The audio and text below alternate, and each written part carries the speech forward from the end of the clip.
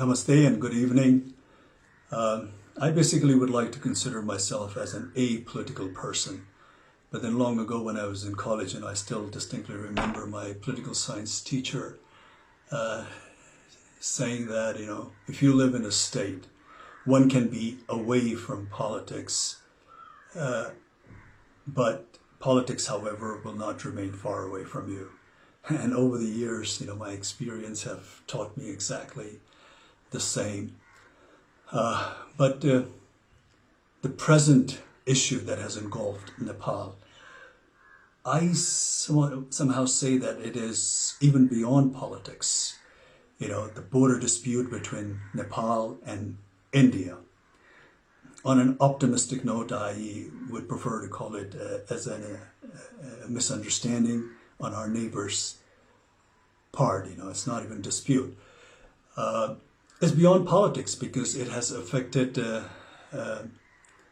all of us. It has struck the raw emotional chord of every Nepali like myself, irrespective of our backgrounds, of our ethnicity, political affiliation, or religious belief for that matter. And after this incident, most Nepali feel that their pride has been scarred heavily, and the very foundation of being a citizen of an independent, sovereign nation has been, heavily shaken.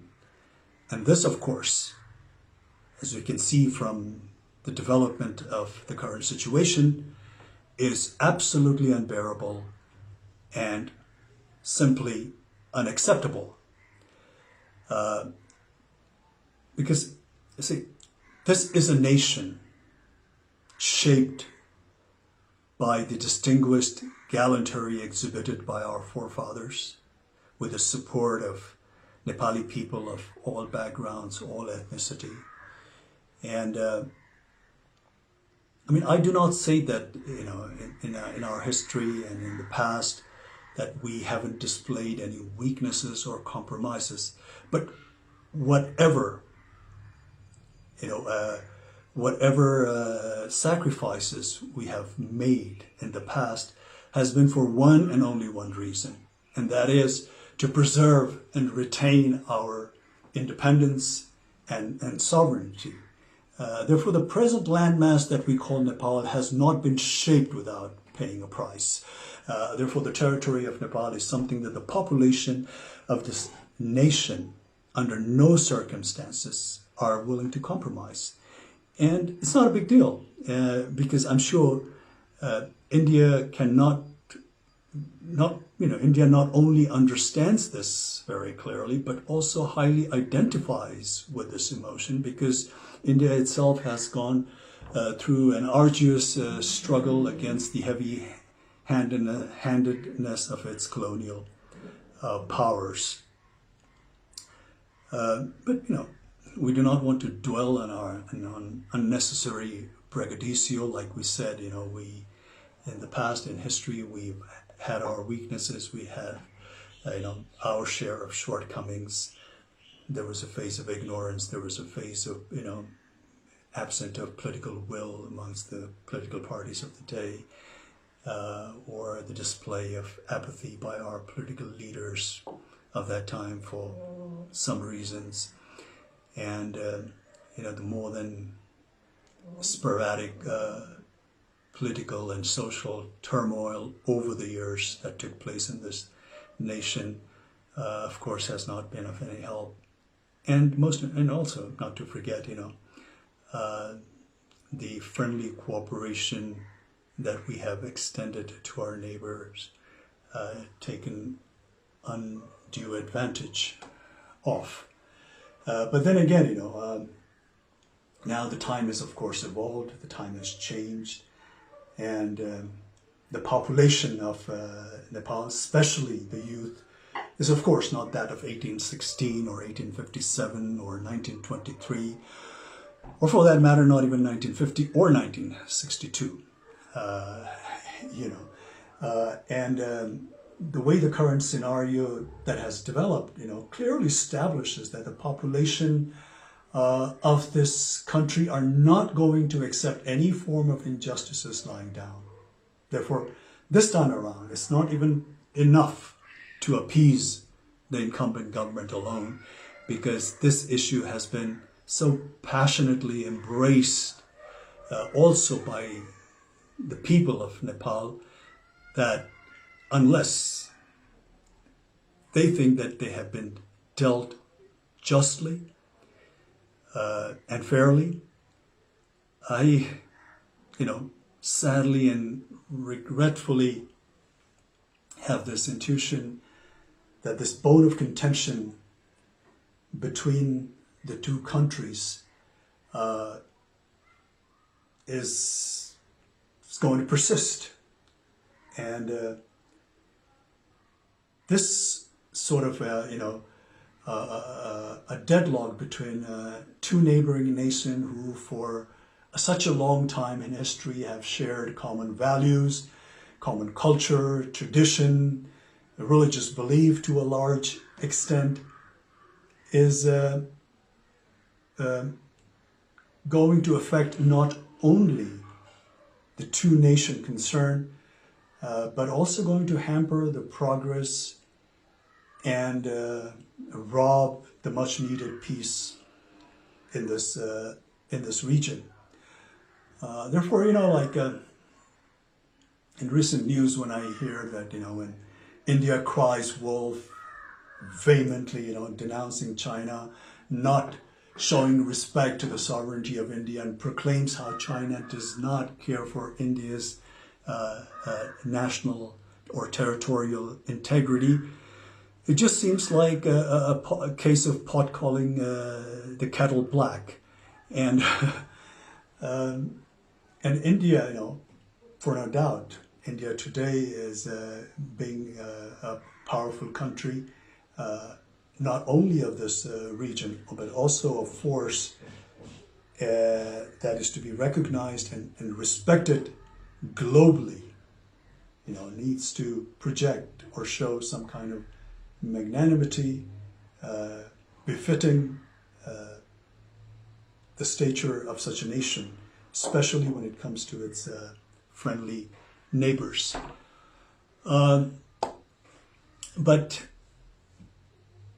Nepal basically only wants fair deal based on fact and statistics. It is only demanding to have what truly belongs to her, not more, not less. Nepali people will always want cordial, lasting relations with India.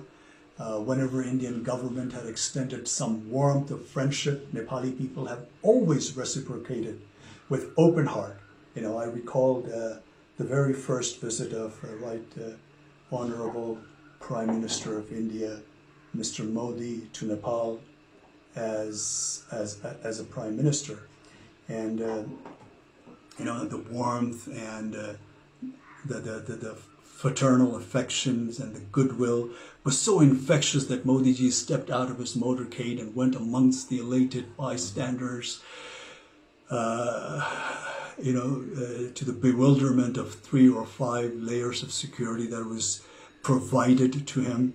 The crowd not only spontaneously cheered and showered him with all kinds of praise, but treated him like a rock star. And to be honest, to be frank, I have yet to see that kind of reception meted out to our own leaders so spontaneously and voluntarily by the crowd of Nepal. But then again, unfortunately, the exhilaration met with an untimely death when Prime Minister Modi's government imposed trade blockade during the aftermath of 2015 devastating earthquake. This has left a deep wound, at least to this generation of Nepali people. Therefore, time and again, this untimely blockades and with lopsided treaties and agreements and unresolved border disputes and not to mention taking advantage of the weakness of our political leaders, has a repercussion of which, befalls this nation and its people. Therefore, the current step that India has taken vis-a-vis Limpiyadhura and Lipu Lake has in some way come as the last straw on the camel's back. It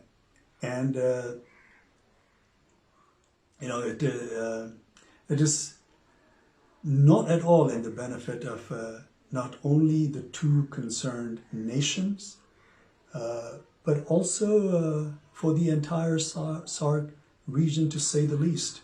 It definitely not conducive for a nation like India that's marching ahead with global ambition, to have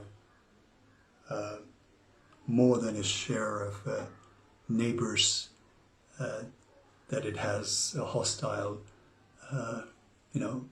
relationship with. And the hostility looming in the air need not to persist, because anger and malice is going to take us nowhere. The consequence, of course, is going to be far more damaging for both the countries. And at this time of global crisis, in a pandemic like this, where the whole world is suffering, India, being a powerful country in the region, needs to respond to the need of their less fortunate neighbors. And this kind of action will only raise the level of India in the international arena to the next level.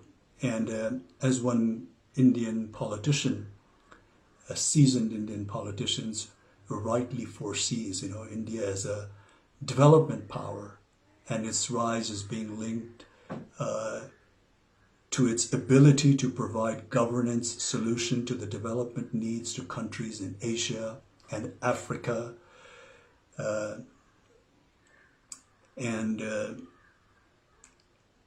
Also, just recently I was fortunate enough to hear the Prime Minister of India, Mr. Modi's address to his nation.